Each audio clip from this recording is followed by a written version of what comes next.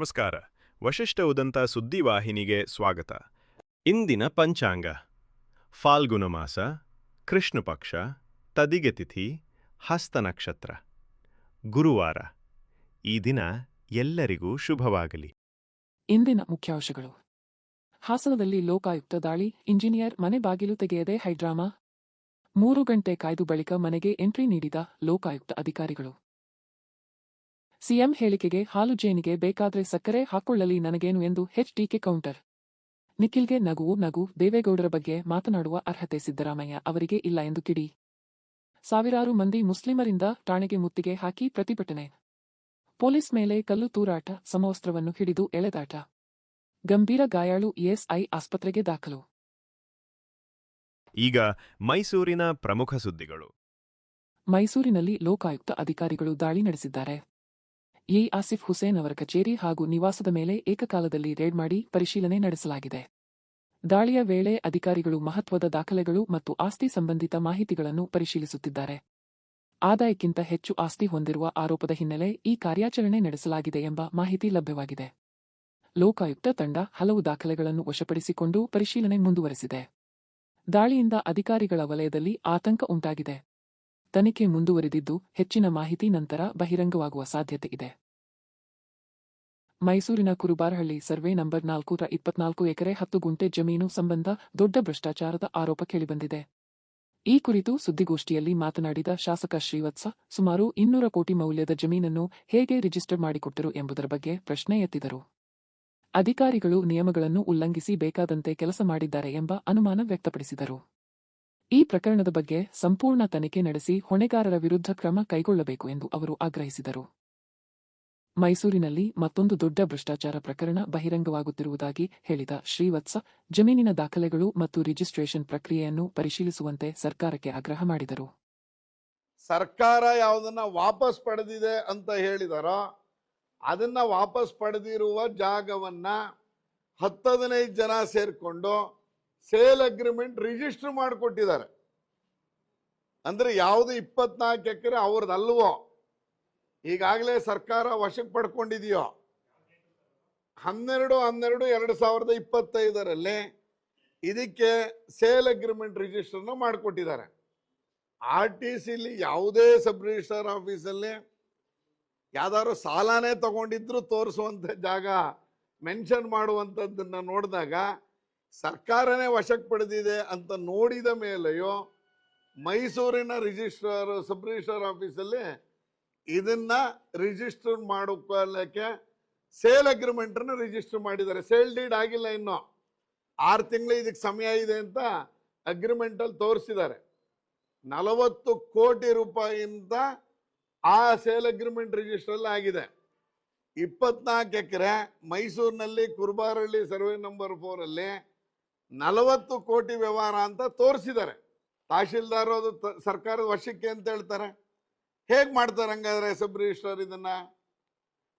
ಸರ್ಕಾರದ ಅಧಿಕಾರಿಗಳಿಗೆ ಈ ಸರ್ಕಾರದ ಈ ಗೌರ್ಮೆಂಟ್ ಬಗ್ಗೆ ಭಯ ಅನ್ನೋದೇ ಇಲ್ವಾ? ಹಂಗಾದ್ರೆ ಏನ್ ಬೇಕಾದ್ರೂ ಮೈಸೂರಲ್ಲಿ ಮಾಡ್ಬೋದು ಅನ್ನುವಂಥದ್ದನ್ನ ಧೋರಣೆಯನ್ನ ಹೊಂದಿದಾರ. ಮುಖ್ಯಮಂತ್ರಿಗಳ ಬಗ್ಗೆ ಭಯ ಇಲ್ವಾ ಹಂಗಾದ್ರೆ? ಜಿಲ್ಲಾ ಮಂತ್ರಿಗಳ ಬಗ್ಗೆ ಭಯ ಇಲ್ವಾ ಹಂಗಾದ್ರೆ? ಯಾವಾಗ ನೀವು ಅಧಿಕಾರಿಗಳಿಗೆ ಶಿಕ್ಷೆ ಕೊಡೋದನ್ನ ನಿಲ್ಲಿಸಿದಿರೋ ಈ ಸರ್ಕಾರ ಬಂದ ಮೇಲೆ, ಆ ಕಾರಣಕ್ಕೆ ಇವತ್ತು ಅಧಿಕಾರಿಗಳು ಏನು ಬೇಕಾದ್ರೂ ಮಾರಾಟ ಮಾಡ್ಬೋದು, ಹೇಗೆ ಬೇಕಾದರೂ ಮಾರಾಟ ಮಾಡ್ಬೋದು ಅನ್ನೋದಕ್ಕೆ ಇದೊಂದು ಜ್ವಲಂತ ನಿದರ್ಶನ ಅಂತ ನಾನಾದರೂ ಅನ್ಕೋತೀನಿ. ಈಗ ಹಾಸನದ ಪ್ರಮುಖ ಸುದ್ದಿಗಳು. ಹಾಸನದಲ್ಲಿ ಲೋಕಾಯುಕ್ತ ಅಧಿಕಾರಿಗಳ ದಾಳಿ ವೇಳೆ ಕುತೂಹಲಕರ ಘಟನೆ ನಡೆದಿದೆ. ಮಹಾನಗರ ಪಾಲಿಕೆಯಲ್ಲಿ ಕೆಲಸ ಮಾಡುತ್ತಿರುವ ಇಂಜಿನಿಯರ್ ಸತ್ಯನಾರಾಯಣ ರಾವ್ ಅವರ ಮನೆ ಮೇಲೆ ಇಂದು ಬೆಳಗ್ಗೆ ಲೋಕಾಯುಕ್ತ ಇನ್ಸ್ಪೆಕ್ಟರ್ ಶಿಲ್ಪಾ ನೇತೃತ್ವದಲ್ಲಿ ದಾಳಿ ನಡೆಸಲು ಅಧಿಕಾರಿಗಳು ಎನ್ಜಿ ರಸ್ತೆಯಲ್ಲಿರುವ ನಿವಾಸಕ್ಕೆ ತೆರಳಿದ್ದರು. ಆದರೆ ಮನೆಯವರು ಬಾಗಿಲು ತೆಗೆಯದೇ ಇರುವುದರಿಂದ ಅಧಿಕಾರಿಗಳು ಸುಮಾರು 3 ಗಂಟೆಗಳ ಕಾಲ ಮನೆ ಮುಂದೆ ಕಾಯಬೇಕಾಯಿತು. ಕಾರಿನ ಮೇಲೆ ಹತ್ತಿ ಬಾಗಿಲು ತಟ್ಟಿದರೂ ಒಳಗಿದ್ದವರು ಪ್ರತಿಕ್ರಿಯಿಸಿಲ್ಲ. ಬಳಿಕ ಸತ್ಯನಾರಾಯಣ ರಾವ್ ಅವರ ಮಗ 3 ಗಂಟೆಗಳ ಬಳಿಕ ಬಂದು ಬಾಗಿಲು ತೆರೆದ ತಕ್ಷಣ ಲೋಕಾಯುಕ್ತ ತಂಡ ಮನೆ ಒಳಗೆ ಪ್ರವೇಶಿಸಿ ದಾಖಲೆಗಳು ಹಾಗೂ ಆಸ್ತಿಯ ವಿವರಗಳ ಪರಿಶೀಲನೆ ಆರಂಭಿಸಿತು.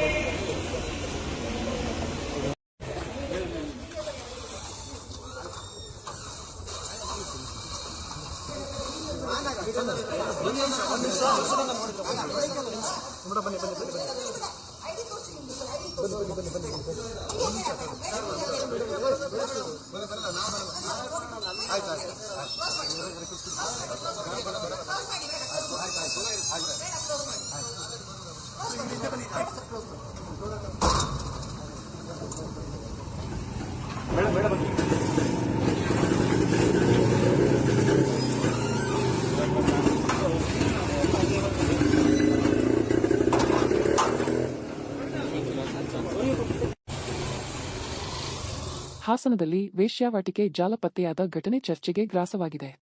ನಗರದ ಬೆಂಗಳೂರು ರಸ್ತೆಯಲ್ಲಿರುವ ಕರಾವಳಿ ಲಾಡ್ಜ್ ಮೇಲೆ ಮೈಸೂರಿನ ಪ್ರತಿಷ್ಠಿತ ತನಿಖಾ ಸಂಸ್ಥೆಯು ಖಚಿತ ಮಾಹಿತಿಯ ಮೇರೆಗೆ ಅನಿರೀಕ್ಷಿತ ದಾಳಿ ನಡೆಸಿ ದಂಧೆಯನ್ನು ಬಹಿರಂಗಪಡಿಸಿದೆ.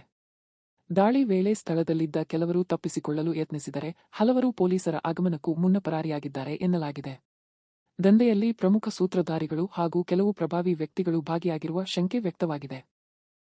ಸ್ಥಳೀಯ ಪೊಲೀಸರಿಗೆ ಮಾಹಿತಿ ನೀಡಲಾಗಿದ್ದು, ಪ್ರಕರಣ ದಾಖಲಿಸಿ ತಲೆಮರೆಸಿಕೊಂಡಿರುವವರ ಪತ್ತೆಗೆ ಶೋಧ ಕಾರ್ಯ ಮುಂದುವರೆದಿದೆ. ಲಾಡ್ಜ್ನಲ್ಲಿ ನಡೆಯುತ್ತಿದ್ದ ಅಕ್ರಮ ಚಟುವಟಿಕೆಗಳ ಕುರಿತು ಪೊಲೀಸರು ಹೆಚ್ಚಿನ ತನಿಖೆ ಕೈಗೊಂಡಿದ್ದಾರೆ. ವೇಶ್ಯಾವಾಟಿಕೆಯ ಜಾಲ ತನ್ನ ಕಬಂಧ ಬಾಹುವಿಗೆ ಸಣ್ಣ ಪುಟ್ಟ ಪಟ್ಟಣಗಳನ್ನು ಕೂಡ ಎಳ್ಕೊಳ್ತಾ ಇದೆ ಅಂತ ಹೇಳೋದಕ್ಕೆ ಇವತ್ತಿನ ಒಂದು ಪೊಲೀಸ್ ಕಾರ್ಯಾಚರಣೆ ಸಾಕ್ಷಿಯಾಗ್ತಾ ಇದೆ. ಹಾಸನ ಸಣ್ಣ ಪಟ್ಟಣ ಆದರೂ ಕೂಡ ಇಲ್ಲಿ ವೇಶ್ಯಾವಾಟಿಕೆಯ ಅಡ್ಡೆಗಳಿಗೆ ಏನು ಕೊರತೆ ಇಲ್ಲ ಅನ್ನುವಂಥದ್ದನ್ನು ನಾವು ಗಮನಿಸ್ತಾ ಬರ್ತಾ ಇದ್ದೇವೆ. 36 ವರ್ಷಗಳಿಂದ ಒಡನಾಡಿ ಸೇವಾ ಸಂಸ್ಥೆ ಪೊಲೀಸ್ನವ್ರ ಜೊತೆಯಲ್ಲಿ ಸೇರಿಕೊಂಡು ನಾಗರಿಕರು ಜೊತೆಯಲ್ಲಿ ಸೇರಿ ಈ ವಿಚಾರಗಳನ್ನು ಕಲೆ ಹಾಕಿ ಹಿರಿಯ ಅಧಿಕಾರಿಗಳ ಗಮನಕ್ಕೆ ತರ್ತಿದ್ದಾಗಿಯೂ ಕೂಡ ಈ ವ್ಯವಸ್ಥೆ ಒಳಗಿನ ನ್ಯೂನತೆಗಳೇ ಈ ವೇಶ್ಯಾವಾಟಿಕೆಯ ಜಾಲಗಳನ್ನ ಸಾಕ್ತಾ ಇದೆ ಅಂತ ಹೇಳಲಿಕ್ಕೆ ತುಂಬ ಖೇದ ಆಗುತ್ತೆ. ಇವತ್ತು 3 ಜನ ಹೆಣ್ಣುಮಕ್ಕಳು ಇಲ್ಲಿ ಸಿಕ್ಕಿದ್ದಾರೆ, 2 ಜನ ಹೆಣ್ಣುಮಕ್ಕಳು ಓಡೋಗಿದ್ದಾರೆ. ಈ ಒಂದು ಏನು ಕರಾವಳಿ ಅಂತ ಹೇಳುವಂತಹ ಒಂದು ರಾಜ್ಯ ಏನಿದೆ ಅಲ್ಲಿ ವೇಶ್ಯಾವಾಟಿಕೆ ನಡೀತಿರುವಂಥದ್ದು ಜಗಜ್ಜಾಹೀರಾಗಿರುವಂಥ ವಿಚಾರ ಸುತ್ತಮುತ್ತಲಿನ ಎಲ್ಲ ಜನರಿಗೂ ಗೊತ್ತಿದೆ. ಆದರೆ ಇದು ಸ್ಥಳೀಯ ಪೊಲೀಸ್ನವರ ಗಮನಕ್ಕೆ ಇಲ್ಲ ಅಂತ ಹೇಳುವಂಥದ್ದು ಭಾಳ ಅಚ್ಚರಿಯ ಸಂಗತಿ. ಇದು ಹಾಸನದ ರಿಂಗ್ ರೋಡ್ನಲ್ಲಿ ಇರುವಂಥ ಬೈಪಾಸ್ನಲ್ಲಿರುವಂಥ ಕರಾವಳಿ ಅನ್ನುವಂತಹ ಒಂದು ಲಾಡ್ಜ್ನಲ್ಲಿ ನಡೀತಿದ್ದಂತಹ ದಂಧೆ. ಇಲ್ಲಿ ಹೊರ ರಾಜ್ಯಗಳಿಂದ ಅಷ್ಟೇ ಅಲ್ಲ, ಹೊರ ರಾಷ್ಟ್ರಗಳಿಂದಲೂ ಕೂಡ ಹೆಣ್ಣುಮಕ್ಕಳನ್ನ ಕರ್ಕೊಂಡ್ಬಂದು ಸ್ಥಳೀಯ ಯುವಕರನ್ನು ಪುಸ್ಲಾಯಿಸಿ ಕರ್ಕೊಂಡ್ಬಂದು 5,000 10,000 ರೂಪಾಯಿಗೆ ಮಲಗಿಸುವಂಥದ್ದು ಇದೆಯಲ್ಲ, ಇದು ಸಹಿಸಬಾರ್ದು. ಇಲ್ಲಿ ನಾಗರಿಕರು ಸಹಿಸಬಾರ್ದು. ಮತ್ತು ಲಾ ಆ್ಯಂಡ್ ಆರ್ಡರ್ ಇದ್ರ ಬಗ್ಗೆ ತುಂಬ ಸ್ಟ್ರಿಕ್ಟ್ ಆದಂತಹ ಕ್ರಮಗಳನ್ನು ತಗೊಳ್ಬೇಕಾಗುತ್ತೆ. ಹಿರಿಯ ಅಧಿಕಾರಿಗಳ ಮೇಲೆ ನಮಗೆ ಅದಮ್ಯವಾದ ಗೌರವ ಇಟ್ಟು ಈ ವಿಚಾರವನ್ನು ಅವ್ರ ಗಮನಕ್ಕೆ ತರ್ತಾ ಇದ್ದೇವೆ. ಇಲ್ಲಿ ವ್ಯವಸ್ಥೆ ಸರಿ ಇಲ್ಲ ಅನ್ನುವಂಥದ್ದು ಇಲ್ಲಿಯ ಗಾಳಿಯನ್ನು ನಾವು ಫೀಲ್ ಮಾಡ್ತಾ ಇದ್ರೆ ಅರ್ಥ ಆಗುತ್ತೆ. ಇದು ಬಹಳ ಕಳವಳಕಾರಿಯಾದಂತಹ ಬೆಳವಣಿಗೆ. ಈ ಒಂದು ದಂಧೆಯಲ್ಲಿ ಭಾಳಷ್ಟು ಹಣ ಇರುವಂಥದ್ದು ಮತ್ತು ಈ ಹೇಸಿಗೆ ಹಣ ಬಹಳಷ್ಟು ವೈಟ್ ಕಾಲರ್ಗೆ ಹೋಗ್ತಾ ಇರುವಂಥದ್ದು ಕೂಡ ಜನ ಮಾತಾಡ್ತಾ ಇದ್ದಾರೆ. ಮತ್ತು ಇಲ್ಲಿ ಅದು ಫೀಲ್ ಆಗುತ್ತೆ, ಇಲ್ಲಿ ಬರ್ತಿದ್ದಾಗಲೇ ಫೀಲ್ ಆಗುತ್ತೆ. ಈ ವಿಚಾರವನ್ನು ನಾವು ಹಿರಿಯ ಅಧಿಕಾರಿಗಳ ಗಮನಕ್ಕೆ ತರಲಿಕ್ಕೆ ಇಷ್ಟಪಡ್ತೀವಿ. ಈಗ FIR ಆಗಿದೆ. ಒಂದು ಹೆಣ್ಮಗಳು ನೋಡಲಿಕ್ಕೆ ಅಪ್ರಾಪ್ತಿಯ ರೀತಿಯಲ್ಲಿ ಕಾಣ್ತಾರೆ. ಇವರು ಬರುವಂತಹ ದಾರಿಯಲ್ಲಿ ಯಾವುದು ಬಾಂಗ್ಲಾದೇಶದಿಂದ ಬರುವಂಥ ಹೆಣ್ಣುಮಕ್ಕಳಿದ್ದಾರೆ ಅಥವಾ ಬೇರೆ ಬೇರೆ ರಾಜ್ಯಗಳಿಂದ ಬರುವ ಹೆಣ್ಣುಮಕ್ಕಳಿದ್ದಾರೆ. ಫೇಕ್ ಐಡೆಂಟಿಟಿ ಕಾರ್ಡ್ಗಳನ್ನು ಸೃಷ್ಟಿ ಮಾಡುವಂತಹ, ಆಧಾರ್ ಕಾರ್ಡ್ಗಳನ್ನು ಸೃಷ್ಟಿ ಮಾಡಿಕೊಡುವಂತಹ ಒಂದು ಗುಂಪು ಕೂಡ ನಮ್ಮ ದೇಶದಲ್ಲಿ ಸಕ್ರಿಯವಾಗಿ ಕೆಲಸ ಮಾಡ್ತಿರೋದನ್ನ ನಾವು ಈಗ ಚಿಕ್ಕಮಗಳೂರಿನ ಪ್ರಮುಖ ಸುದ್ದಿಗಳು. ಮಲೆನಾಡು ಭಾಗದಲ್ಲಿ ಕಾಡಾನೆಗಳ ಹಾವಳಿ ಮತ್ತೆ ಆತಂಕ ಮೂಡಿಸಿದೆ. ಒಂಟಿ ದಂತದ ವೈಲ್ಡ್ ಭೀಮನ ನಾಯಕತ್ವದಲ್ಲಿ ಸುಮಾರು 30 ಕಾಡಾನೆಗಳ ಹಿಂಡು ಮೂಡಿಗೆರೆ ಬೇಲೂರು ಮಾರ್ಗ ಮಧ್ಯದ ಕಸ್ಕೆಬೈಲ್ ಗ್ರಾಮದ ಬಳಿ ಸಂಚರಿಸುತ್ತಿರುವುದು ಕಂಡುಬಂದಿದೆ. ಹಿಂಡಿನಲ್ಲಿ 8 ರಿಂದ 10 ಮರಿಗಳು ಇರುವುದರಿಂದ ಆನೆಗಳನ್ನು ಓಡಿಸುವುದು ಅರಣ್ಯ ಇಲಾಖೆಗೆ ಸವಾಲಾಗಿದೆ. ತೋಟದಿಂದ ತೋಟಕ್ಕೆ ನುಗ್ಗುತ್ತಿರುವ ಆನೆಗಳು ಎಕರೆಗಟ್ಟಲೆ ಬೆಳೆ ನಾಶ ಮಾಡುವ ಭೀತಿ ಎದುರಾಗಿದೆ. ಆನೆಗಳ ಓಡಾಟವನ್ನು ಸ್ಥಳೀಯರು ಮೊಬೈಲ್ನಲ್ಲಿ ಸೆರೆಹಿಡಿದಿದ್ದಾರೆ. ಭಯದ ಕಾರಣ ಕೂಲಿಕಾರರು ಕಾಫಿ ತೋಟಗಳಿಗೆ ಕೆಲಸಕ್ಕೆ ಬರಲು ಹಿಂದೇಟು ಹಾಕುತ್ತಿದ್ದು ಬೆಳೆಗಾರರು ಸಂಕಷ್ಟಕ್ಕೆ ಸಿಲುಕಿದ್ದಾರೆ. ಮಲೆನಾಡಿನ ಹಲವೆಡೆ ಕಾಡಾನೆಗಳ ನಿರಂತರ ಹಾವಳಿ ಮುಂದುವರೆದಿದೆ.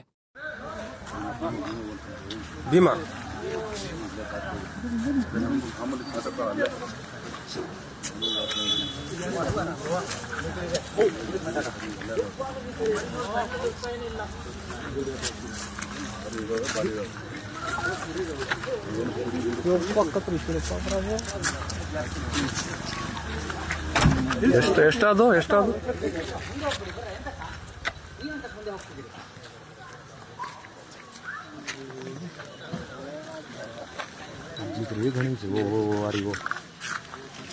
ಹಿಂದೇನು ಬರಾಗ್ತದೆ ಇದಾಗಿಲ್ಲ ಕತೆ.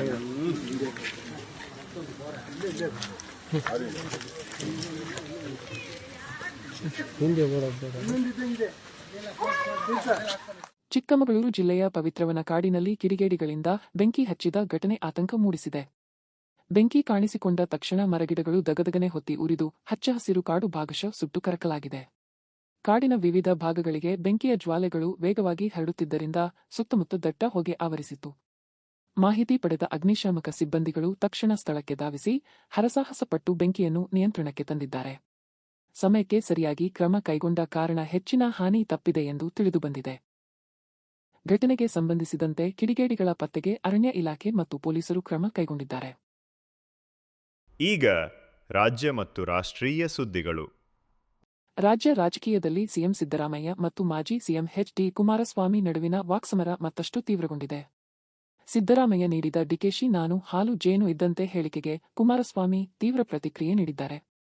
ಸುದ್ದಿಗಾರರೊಂದಿಗೆ ಮಾತನಾಡಿದ ಕುಮಾರಸ್ವಾಮಿ, ಅಯ್ಯೋ ಹಾಲು ಜೇನು ಸಂಬಂಧ ಇರ್ಲಿ, ಹಾಲು ಜೇನಿಗೆ ಬೇಕು ಅಂದ್ರೆ ಸಕ್ಕರೆನೂ ಹಾಕಿಕೊಳ್ಳಲಿ, ಯಾರು ಬೇಡ ಅಂದ್ರು ಎಂದು ವ್ಯಂಗ್ಯವಾಡಿದರು. ಜೊತೆಗೆ ಕುಂಬಳಕಾಯಿ ಕಳ್ಳ ಎಂದರೆ ನಾನೇ ಎಂದು ಹೆಗಲು ಮುಟ್ಟಿಕೊಂಡರೆ ನಾನು ಏನು ಮಾಡಲಿ ಎಂದು ಸಿದ್ದರಾಮಯ್ಯ ಹೇಳಿಕೆಯನ್ನು ಟೀಕಿಸಿದರು. ತಮ್ಮ ಮೇಲೆ ಟೀಕೆ ಮಾಡಬಹುದು, ಆದರೆ ಮಾಜಿ ಪ್ರಧಾನಿ ಎಚ್.ಡಿ. ದೇವೇಗೌಡ ಅವರ ಬಗ್ಗೆ ಮಾತನಾಡುವ ಅರ್ಹತೆ ಸಿದ್ದರಾಮಯ್ಯ ಅವರಿಗೆ ಇಲ್ಲ ಎಂದು ಹೇಳಿದರು. ಫೋನ್ ಕದ್ದಾಲಿಕೆ ವಿಚಾರದಲ್ಲಿ ಮಾಧ್ಯಮಗಳು ಮಾತನಾಡುತ್ತಿರುವ ಹಿನ್ನೆಲೆಯಲ್ಲಿ ತಾವು ಪ್ರತಿಕ್ರಿಯಿಸಿದ್ದೇನೆ ಅಷ್ಟೇ ಎಂದರು.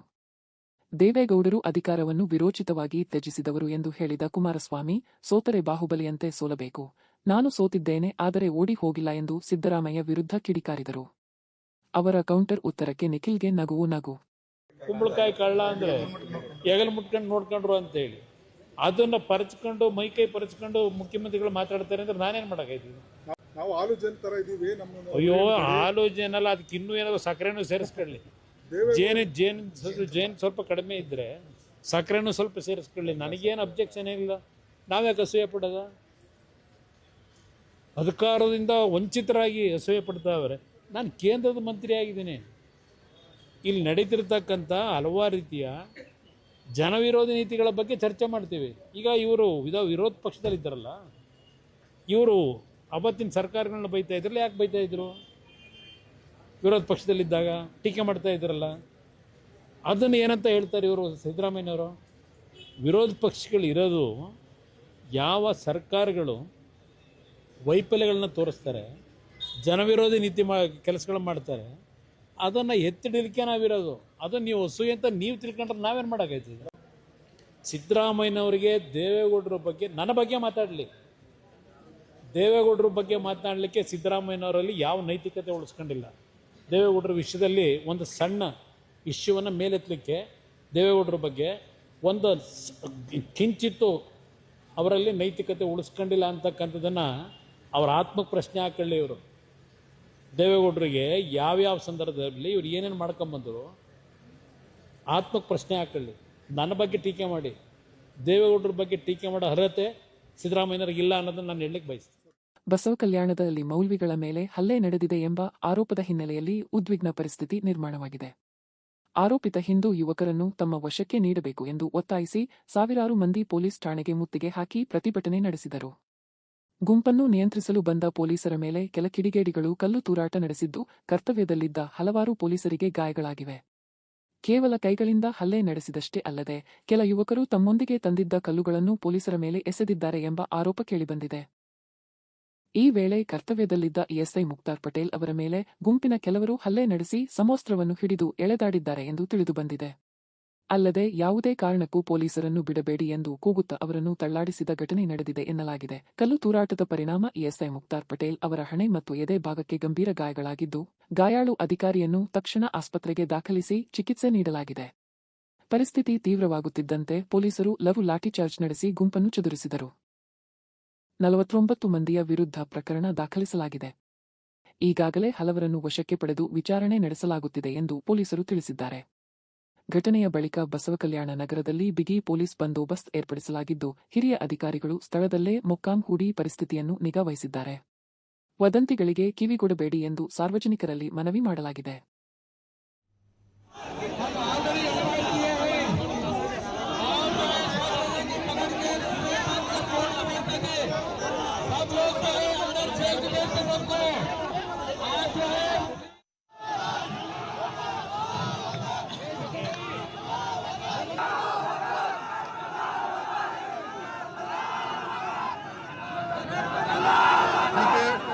देखिए मैं डीएसपी बात कर रहा हूँ, उनका नाम अवेलेबल में अफेयर हो रहा है, नाम अवेलेबल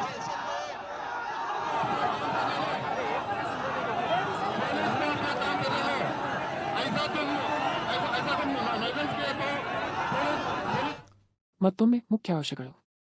ಹಾಸನದಲ್ಲಿ ಲೋಕಾಯುಕ್ತ ದಾಳಿ, ಇಂಜಿನಿಯರ್ ಮನೆ ಬಾಗಿಲು ತೆಗೆಯದೆ ಹೈಡ್ರಾಮಾ. 3 ಗಂಟೆ ಕಾಯ್ದು ಬಳಿಕ ಮನೆಗೆ ಎಂಟ್ರಿ ನೀಡಿದ ಲೋಕಾಯುಕ್ತ ಅಧಿಕಾರಿಗಳು. ಸಿಎಂ ಹೇಳಿಕೆಗೆ ಹಾಲು ಜೇನಿಗೆ ಬೇಕಾದ್ರೆ ಸಕ್ಕರೆ ಹಾಕೊಳ್ಳಲಿ ನನಗೇನು ಎಂದು HDK ಕೌಂಟರ್. ನಿಖಿಲ್ಗೆ ನಗುವು ನಗು, ದೇವೇಗೌಡರ ಬಗ್ಗೆ ಮಾತನಾಡುವ ಅರ್ಹತೆ ಸಿದ್ದರಾಮಯ್ಯ ಅವರಿಗೆ ಇಲ್ಲ ಎಂದು ಕಿಡಿ. ಸಾವಿರಾರು ಮಂದಿ ಮುಸ್ಲಿಮರಿಂದ ಠಾಣೆಗೆ ಮುತ್ತಿಗೆ ಹಾಕಿ ಪ್ರತಿಭಟನೆ.